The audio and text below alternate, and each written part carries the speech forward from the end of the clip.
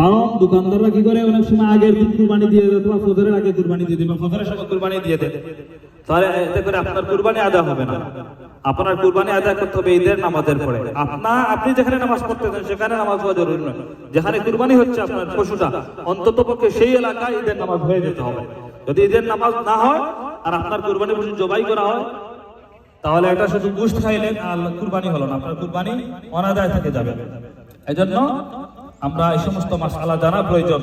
এত কষ্ট করে কুরবানি দিচ্ছি, দেখুন আমরা সবাই জান্নাত লাভ করতে চাই, জান্নাতে যেতে চাই, এই জীবনে আমরা সফল হতে চাই, এই জীবনে আমরা সফল হতে চাই। এই দুনিয়ার জমিনে আমরা যদি কিছু অ্যাচিভ করতে চাই, কিছু অর্জন করতে চাই, তাহলে আমাদেরকে কত পরিশ্রম করার প্রয়োজন হয়, কত কঠোর পরিশ্রম মেহনতের প্রয়োজন, চেষ্টার প্রয়োজন, আমাদেরকে মুজাহাদা করতে হয়, অনেক স্যাক্রিফাইস কম্প্রোমাইজ করতে হয়।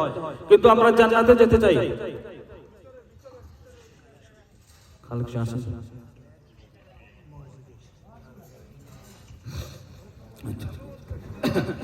তো বলতেছিলাম দুনিয়াতে আমরা কোনো সফলতা অর্জন করতে কোনো